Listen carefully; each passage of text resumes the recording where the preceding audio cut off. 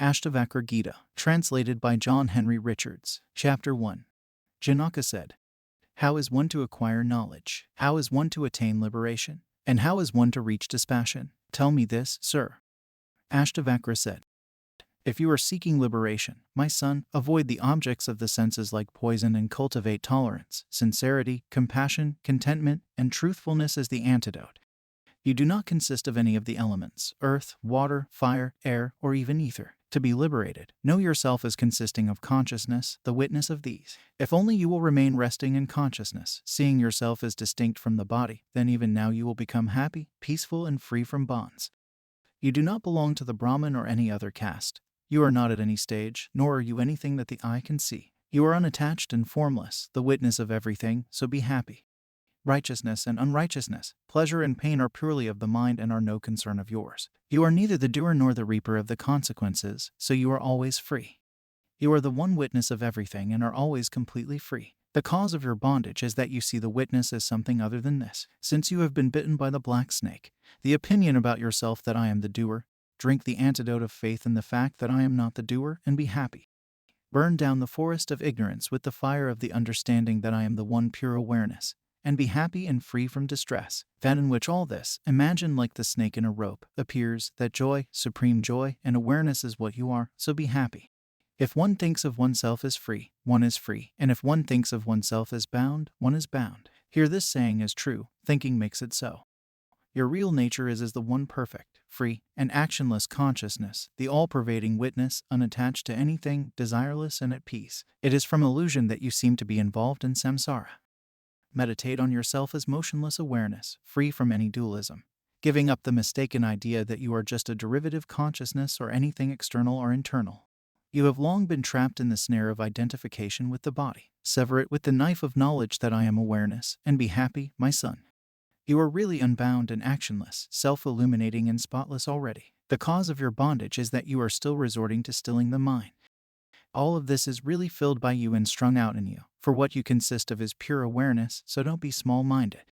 You are unconditioned and changeless, formless and immovable, unfathomable awareness, unperturbable, so hold to nothing but consciousness. Recognize that the apparent is unreal, while the unmanifest is abiding. Through this initiation into truth you will escape falling into unreality again. Just as a mirror exists everywhere both within and apart from its reflected images, so the Supreme Lord exists everywhere within and apart from this body. Just as one and the same all-pervading space exists within and without a jar, so the eternal, everlasting God exists in the totality of things. Chapter 2. Janaka said, "Truly I am spotless and at peace, the awareness beyond natural causality. All this time I have been afflicted by delusion. As I alone give light to this body, so I do to the world. As a result, the whole world is mine, or alternatively nothing is. So now that I have abandoned the body and everything else, by good fortune my true self becomes apparent. Waves, foam, and bubbles do not differ from water. In the same way, all this which has emanated from oneself is no other than oneself. When you analyze it, cloth is found to be just thread. In the same way, when all this is analyzed it is found to be no other than oneself. The sugar produced from the juice of the sugarcane is permeated throughout with the same taste. In the same way, all this, produced out of me, is completely permeated with myself. From ignorance of oneself, the world appears, and by knowledge of oneself it appears no longer. From ignorance of the rope, it appears to be a snake, and by knowledge of it, it does so no longer. Shining is my essential nature, and I am nothing other than that. When the world shines forth, it is only me that is shining forth. All this appears in me imagined due to ignorance, just as a snake appears in the rope, the mirage of water in the sunlight, and silver in mother of pearl. All this, which has originated out of me, is resolved back into me too, like a jug back into clay, a wave into water, and a bracelet into gold. How wonderful I am! Glory to me, for whom there is no destruction, remaining even beyond the destruction of the world from Brahma down to the last clump of grass. How wonderful I am! Glory to me, solitary even though with a body, neither going or coming anywhere, I who abide forever, filling all that is. How wonderful I am! Glory to me. There is no one so clever as me, I who have borne all that is forever, without even touching it with my body. How wonderful I am! Glory to me. I who possess nothing at all, or alternatively possess everything that speech and mind can refer to. Knowledge, what is to be known, and the knower, these three do not exist in reality. I am the spotless reality in which they appear because of ignorance. Truly dualism is the root of suffering. There is no other remedy for it than the realization that all this that we see is unreal, and that I am the one stainless reality consisting of consciousness. I am pure awareness, though through ignorance I have imagined myself to have additional attributes.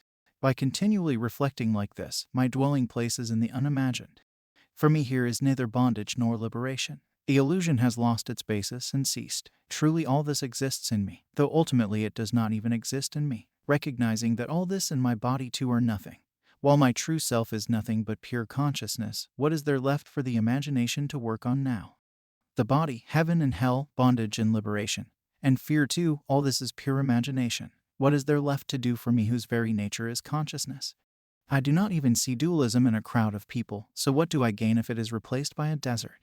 I am not the body, nor is the body mine. I am not a living being. I am consciousness. It was my thirst for living that was my bondage. Truly it is in the infinite ocean of myself that, stimulated by the colorful waves of the world, everything suddenly arises in the wind of consciousness. In the infinite ocean of myself, the wind of thought subsides, and the world boat of the living being traders is wrecked by lack of goods. How wonderful it is that in the infinite ocean of myself the waves of living beings arise, collide, play, and disappear in accordance with their nature. Chapter 3. Ashtavakra said, knowing yourself as truly one and indestructible, how could a wise man possessing self-knowledge like you feel any pleasure in acquiring wealth? Truly, when one does not know oneself, one takes pleasure in the objects of mistaken perception, just as greed arises for the mistaken silver in one who does not know mother of pearl for what it is. All this wells up like waves in the sea, recognizing, I am that, why run around like someone in need? After hearing of oneself as pure consciousness and the supremely beautiful, is one to go on lusting after sordid sexual objects? When the sage has realized that he himself is in all beings, and all beings are in him, it is astonishing that the sense of individuality should be able to continue. It is astonishing that a man who has reached the supreme non-dual state and is intent on the benefits of liberation should still be subject to lust and in bondage to sexual activity. It is astonishing that one already very debilitated, and knowing very well that its arousal is the enemy of knowledge, should still hanker after sensuality, even when approaching his last days. It is astonishing that one who is unattached to the things of this world or the next, who discriminates between the permanent and the impermanent, and who longs for liberation, should still be afraid of liberation. Whether fated or tormented, the wise man is always aware of his supreme self-nature and is neither pleased nor disappointed. The great-souled person sees even his own body in action as if it were someone else's. So how should he be disturbed by praise or blame? Seeing this world as pure illusion, and devoid of any interest in it, how should the strong-minded person feel fear, even at the approach of death?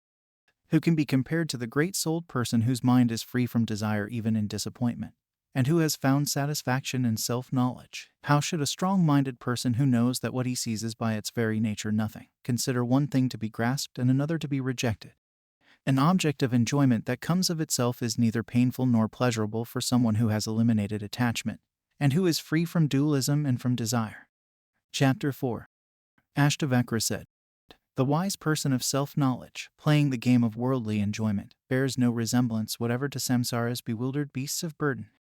Truly the yogi feels no excitement even at being established in that state which all the devas from Indra down yearn for disconsolate.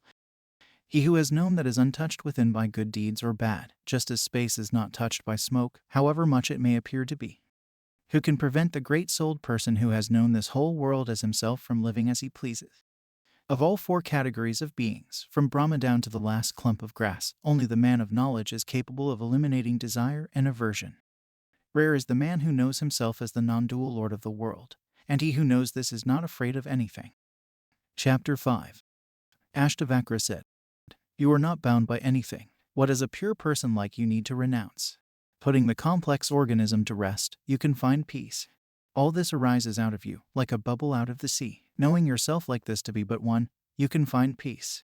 In spite of being in front of your eyes, all this, being insubstantial, does not exist in you, spotless as you are. It is an appearance like the snake in a rope, so you can find peace. Equal in pain and in pleasure, equal in hope and in disappointment, equal in life and in death, and complete as you are, you can find peace. Chapter 6. Ashtavakra said, I am infinite like space, and the natural world is like a jar. To know this is knowledge, and then there is neither renunciation, acceptance, or cessation of it. I am like the ocean, and the multiplicity of objects is comparable to a wave. To know this is knowledge, and then there is neither renunciation, acceptance, or cessation of it. I am like the mother of pearl, and the imagined world is like the silver. To know this is knowledge, and then there is neither renunciation, acceptance, or cessation of it. Alternatively, I am in all beings, and all beings are in me. To know this is knowledge, and then there is neither renunciation, acceptance, or cessation of it. Chapter 7. Janaka said, in the infinite ocean of myself the world boat drifts here and there, moved by its own inner wind. I am not put out by that. Whether the world wave of its own nature rises or disappears in the infinite ocean of myself, I neither gain nor lose anything by that. It is in the infinite ocean of myself that the mind creation called the world takes place. I am supremely peaceful and formless, and I remain as such. My true nature is not contained in objects, nor does any object exist in it, for it is infinite and spotless. So it is unattached, desireless, and at peace, and I remain as such. I am pure consciousness, and the world is like a magician's show. How could I imagine there is anything there to take up or reject? Chapter 8. Ashtavakra said, bondage is when the mind longs for something, grieves about something, rejects something, holds on to something, is pleased about something, or displeased about something. Liberation is when the mind does not long for anything, grieve about anything, reject anything, or hold on to anything, and is not pleased about anything or displeased about anything. Bondage is when the mind is tangled in one of the senses, and liberation is when the mind is not tangled in any of the senses. When there is no me, that is liberation, and when there is me, there is bondage. Consider this carefully, and neither hold on to anything nor reject anything. Chapter 9. Ashtavakra said, knowing when the dualism of things done and undone has been put to rest, or the person for whom they occur has, then you can hear and now go beyond renunciation and obligations by indifference to such things. Rare indeed, my son, is the lucky man whose observation of the world's behavior has led to the extinction of his thirst for living, thirst for pleasure, and thirst for knowledge. All this is transient and spoiled by the three sorts of pain. Knowing it to be insubstantial, ignoble, and fit only for rejection, one attains peace. When was that age or time of life when the dualism of extremes did not exist for men? Abandoning them, a person who is happy to take whatever comes attains perfection. Who does not end up with indifference to such things and attain peace when he has seen the differences of opinions among the great sages, saints, and yogas? Is he not a guru who, endowed with dispassion and equanimity, achieves full knowledge of the nature of consciousness and leads others out of samsara? If you would just see the transformations of the elements as nothing more than the elements, then you would immediately be freed from all bonds and established in your own nature. One's desires are samsara. Knowing this, abandon them. The renunciation of them is the renunciation of it. Now you can remain as you are. Chapter 10. Ashtavakra said, abandon desire, the enemy, along with gain, itself so full of loss, and the good deeds which are the cause of the other two, practice indifference to everything. Look on such things as land, friends, money, property, wife, and bequests as nothing but a dream or a magician's show lasting 3 or 5 days. Wherever a desire occurs, see samsara in it.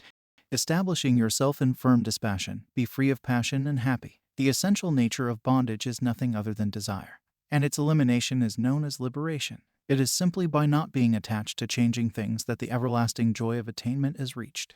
You are one, conscious and pure, while all this is inert non-being. Ignorance itself is nothing, so what is the point of wanting to understand? Kingdoms, children, wives, bodies, pleasures, these have all been lost to you life after life, attached to them though you were.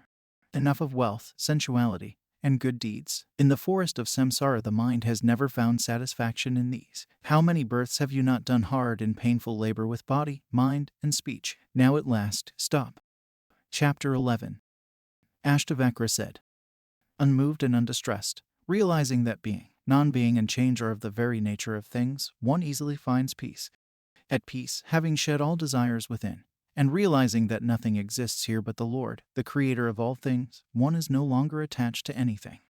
Realizing that misfortune and fortune come in their own time from fortune, one is contented, one's senses under control, and does not like or dislike. Realizing that pleasure and pain, birth and death are from destiny, and that one's desires cannot be achieved, one remains inactive, and even when acting does not get attached. Realizing that suffering arises from nothing other than thought, dropping all desires one rids oneself of it, and is happy and at peace everywhere. Realizing, I am not the body, nor is the body mine. I am awareness. One attains the supreme state and no longer remembers things done or undone. Realizing I alone exist, from Brahma down to the last clump of grass, one becomes free from uncertainty, pure, at peace, and unconcerned about what has been attained or not. Realizing that all this varied and wonderful world is nothing, one becomes pure receptivity, free from inclinations, and as if nothing existed, one finds peace. Chapter 12. Janaka said, "First of all I was averse to physical activity, then to lengthy speech, and finally to thought itself, which is why I am now established. In the absence of delight in sound and the other senses, and by the fact that I am myself not an object of the senses, my mind is focused and free from distraction, which is why I am now established. Owing to the distraction of such things as wrong identification, one is driven to strive for mental stillness. Recognizing this pattern, I am now established. By relinquishing the sense of rejection and acceptance, and with pleasure and disappointment ceasing today, Brahman, I am now established. Life in a community, then going beyond such a state, meditation and the elimination of mind-made objects. By means of these I have seen my error, and I am now established. Just as the performance of actions is due to ignorance, so their abandonment is too. By fully recognizing this truth, I am now established. Trying to think the unthinkable is doing something unnatural to thought. Abandoning such a practice, therefore, I am now established. He who has achieved this has achieved the goal of life. He who is of such a nature has done what has to be done." Chapter 13. Janaka said, "The inner freedom of having nothing is hard to achieve, even with just a loincloth. But I live as I please, abandoning both renunciation and acquisition. Sometimes one experiences distress because of one's body, sometimes because of one's speech, and sometimes because of one's mind. Abandoning all of these, I live as I please in the goal of human life. Recognizing that in reality no action is ever committed, I live as I please, just doing what presents itself to be done.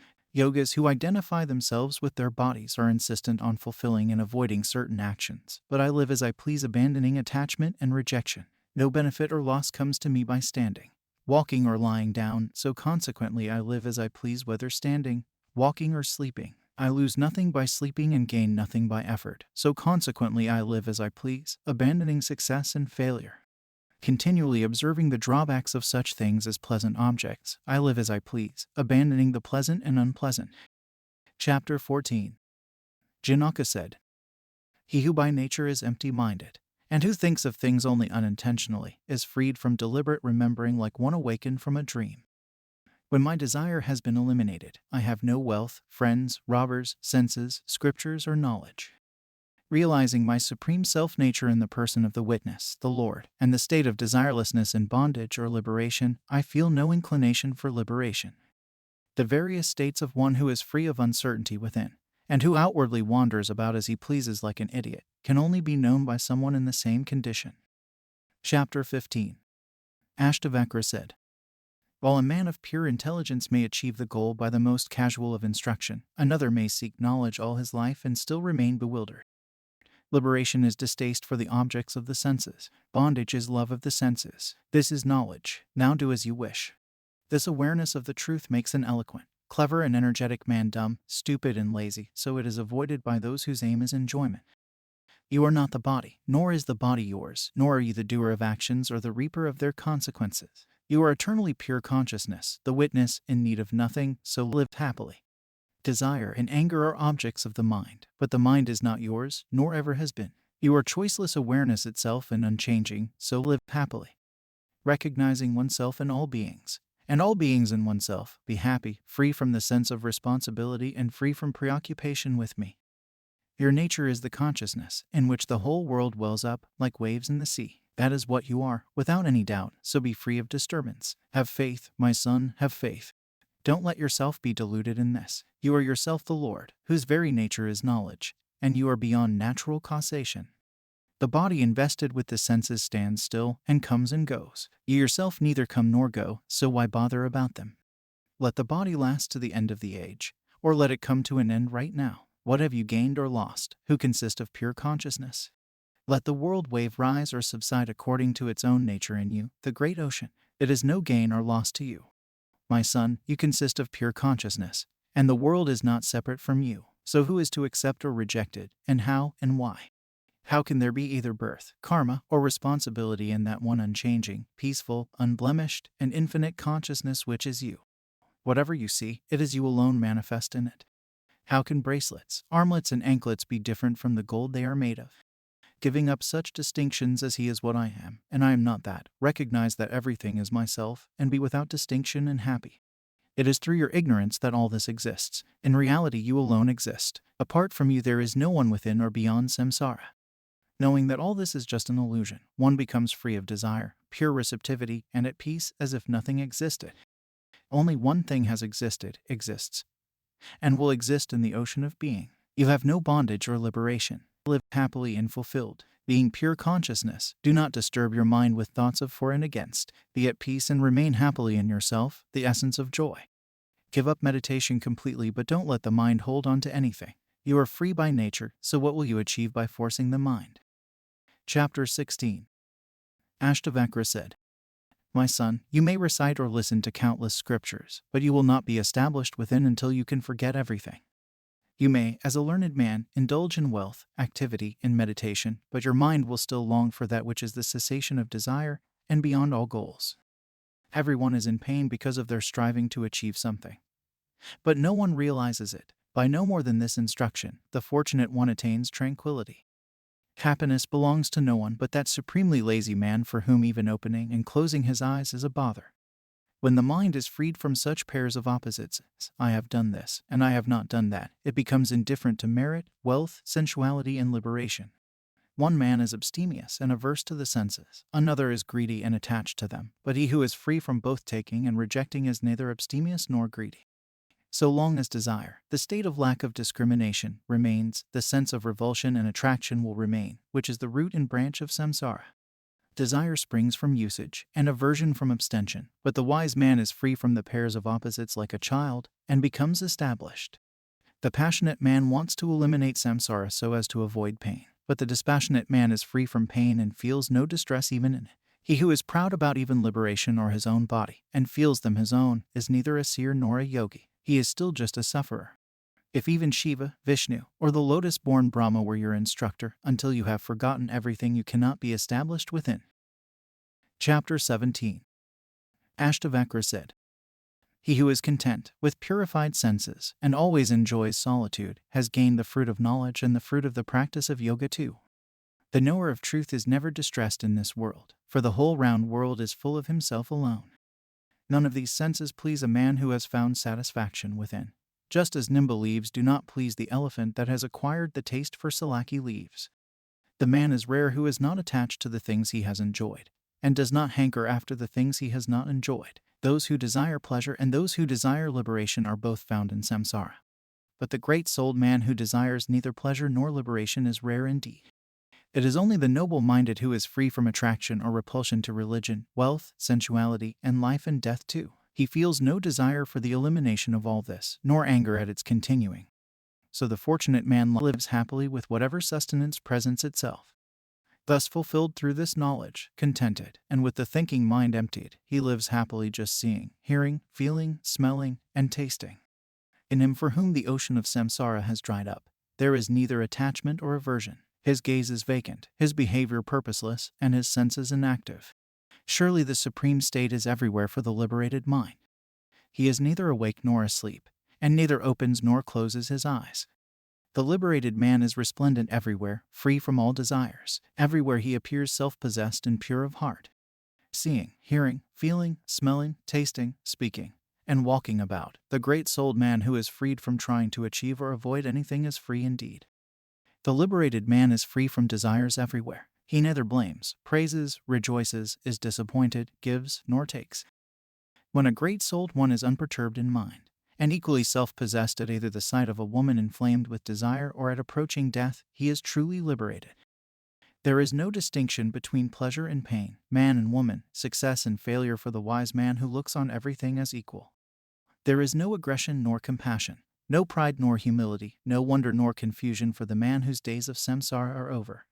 The liberated man is not averse to the senses nor is he attached to them. He enjoys himself continually with an unattached mind in both success and failure. One established in the absolute state with an empty mind does not know the alternatives of inner stillness and lack of inner stillness, and of good and evil. A man free of me and mine and of a sense of responsibility, aware that nothing exists, with all desires extinguished within, does not act even in acting. He whose thinking mind is dissolved achieves the indescribable state and is free from the mental display of delusion, dream, and ignorance. Chapter 18. Ashtavakra said, Praise be to that by the awareness of which delusion itself becomes dreamlike, to that which is pure happiness, peace, and light. One may get all sorts of pleasure by the acquisition of various objects of enjoyment, but one cannot be happy except by the renunciation of everything. How can there be happiness for one who has been burnt inside by the blistering sun of the pain of thinking that there are things that still need doing, without the rain of the nectar of peace? This existence is just imagination. It is nothing in reality, but there is no non-being for natures that know how to distinguish being from non-being. The realm of one's self is not far away, nor can it be achieved by the addition of limitations to its nature. It is unimaginable, effortless, unchanging, and spotless. By the simple elimination of delusion and the recognition of one's true nature, those whose vision is unclouded live free from sorrow. Knowing everything is just imagination, and himself is eternally free, how should the wise man behave like a fool, knowing himself to be God, and being and non-being just imagination? What should the man free from desire learn, say, or do? Considerations like I am this or I am not this are finished for the yogi who has gone silent, realizing everything is myself. For the yogi who has found peace, there is no distraction or one-pointedness, no higher knowledge or ignorance, no pleasure and no pain. The dominion of heaven or beggary, gain or loss, life among men or in the forest, these make no difference to a yogi whose nature it is to be free from distinctions. There are no religious obligations, wealth, sensuality, or discrimination for a yogi free from such opposites as I have done this and I have not done that. There is nothing needing to be done or any attachment in his heart for the yogi liberated while still alive. Things will last just to the end of life. There is no delusion, world, meditation on that, or liberation for the pacified great soul. All these things are just the realm of imagination. He by whom all this is seen may well make out it doesn't exist. But what is the desireless one to do? Even in seeing it he does not see it. He by whom the supreme Brahma is seen may think I am Brahma, but what is he to think who is without thought, and who sees no duality? He by whom inner distraction is seen may put an end to it, but the noble one is not distracted. When there is nothing to achieve, what is he to do? The wise man, unlike the worldly man, does not see inner stillness, distraction, or fault in himself, even when living like a worldly man. Nothing is done by him who is free from being and non-being, who is contented, desireless, and wise, even if in the world's eyes he does act. The wise man who just goes on doing what presents itself for him to do, encounters no difficulty in either activity or inactivity. He who is desireless, self-reliant, independent, and free of bonds functions like a dead leaf blown about by the wind of causality. There is neither joy nor sorrow for one who has transcended samsara. With a peaceful mind he lives as if without a body. He whose joy is in himself, and who is peaceful and pure within has no desire for renunciation or sense of loss in anything. For the man with a naturally empty mind, doing just as he pleases, there is no such thing as pride or false humility as there is for the natural man. This action was done by the body but not by me. The pure-natured person thinking like this is not acting even when acting. He who acts without being able to say why, but is not thereby a fool, he is one liberated while still alive, happy and blessed. He is happy even in samsara. He who has had enough of endless considerations and has attained peace does not think, know, hear, or see. He who is beyond mental stillness and distraction does not desire either liberation or its opposite. Recognizing that things are just constructions of the imagination, that great soul lives as God here and now. He who feels responsibility within, acts even when doing nothing. But there is no sense of done or undone for the wise man who is free from the sense of responsibility. The mind of the liberated man is not upset or pleased. It shines unmoving, desireless, and free from doubt. He whose mind does not set out to meditate or act, still meditates and acts but without an object. A stupid man is bewildered when he hears the ultimate truth, while even a clever man is humbled by it just like the fool. The ignorant make a great effort to practice one-pointedness and the stopping of thought, while the wise see nothing to be done and remain in themselves like those asleep. The stupid man does not attain cessation whether he acts or abandons action, while the wise man finds peace within simply by knowing the truth. People cannot come to know themselves by practices, pure awareness, clear, complete, beyond multiplicity, and faultless though they are. The stupid man does not achieve liberation even through regular practice, but the fortunate remains free and actionless simply by understanding. The stupid does not attain Godhead because he wants it, while the wise man enjoys the supreme Godhead without even wanting it. Even when living without any support and eager for achievement, the stupid are still nourishing samsara, while the wise have cut at the very root of its unhappiness. The stupid man does not find peace because he desires it, while the wise man, discriminating the truth, is always peaceful-minded. How can there be self-knowledge for him whose knowledge depends on what he sees? The wise do not see this and that, but see themselves as infinite. How can there be cessation of thought for the misguided who is striving for it? Yet it is there always naturally for the wise man delighting in himself. Some think that something exists, and others that nothing does. Rare is the man who does not think either, and is thereby free from distraction. Those of weak intelligence think of themselves as pure non-duality, but because of their delusion do not really know this, and so remain unfulfilled all their lives. The mind of the man seeking liberation can find no resting place within, but the mind of the liberated man is always free from desire by the very fact of being without a resting place. Seeing the tigers of the senses, the frightened refuge seekers at once enter the cave in search of cessation of thought and one-pointedness. Seeing the desireless lion, the elephants of the senses silently run away, or, if that is impossible, serve him like courtiers. The man who is free from doubts and whose mind is free does not bother about means of liberation. Whether seeing, hearing, feeling, smelling, or tasting, he lives at ease. He whose mind is pure and undistracted from just hearing of the truth does not see anything to do or anything to avoid or even a cause for indifference. The upright person does whatever presents itself to be done, good or bad, for his actions are like those of a child. By inner freedom one attains happiness. By inner freedom one reaches the supreme. By inner freedom one comes to absence of thought. By inner freedom to the ultimate state. When one sees oneself as neither the doer nor the reaper of the consequences, then all mind waves come to an end. The spontaneous, unassuming behavior of the wise is noteworthy, but not the deliberate, purposeful stillness of the fool. The wise who are rid of imagination, unbound and with unfettered awareness, may enjoy themselves in the midst of many goods, or alternatively go off to mountain caves. There is no attachment in the heart of a wise man whether he sees or pays homage to a learned Brahmin, a celestial being, a holy place, a woman, a king, or a friend. A yogi is not in the least put out even when humiliated by the ridicule of servants, sons, wives, grandchildren, or other relatives. Even when pleased he is not pleased, not suffering even when in pain. Only those like him can know the wonderful state of such a man. It is the feeling that there is something that needs to be achieved which is samsara. The wise who are of the form of emptiness, formless, unchanging, and spotless see nothing of the sort. Even when doing nothing the fool is agitated by restlessness, while a skillful man remains undisturbed even when doing what there is to do.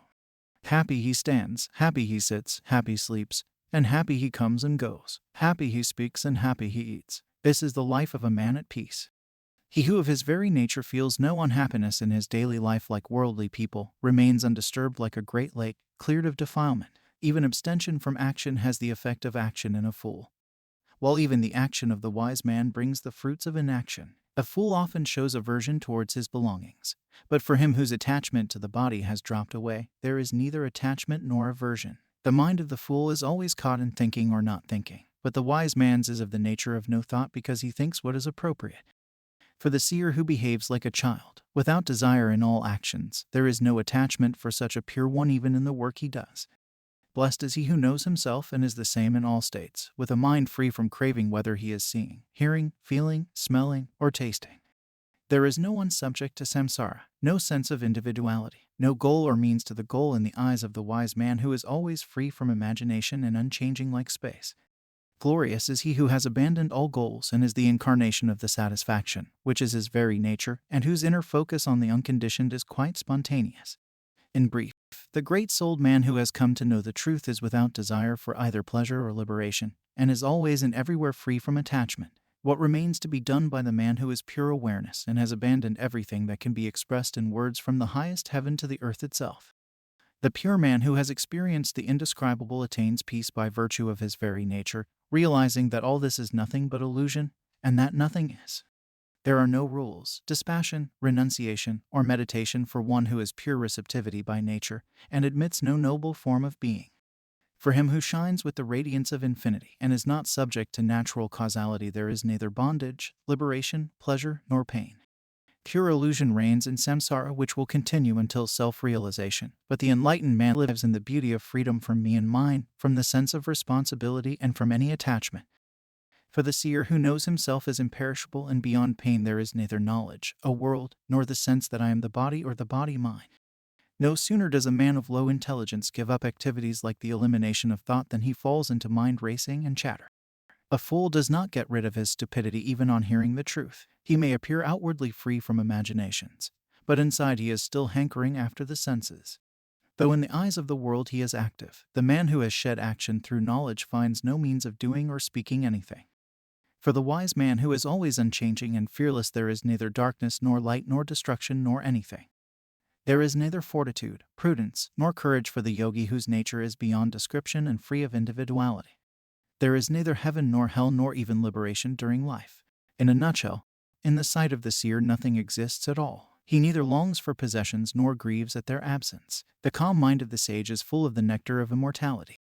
The dispassionate man does not praise the good or blame the wicked. Content and equal in pain and pleasure, he sees nothing that needs doing. The wise man is not averse to samsara, nor does he seek to know himself. Free from pleasure and impatience, he is not dead and he is not alive.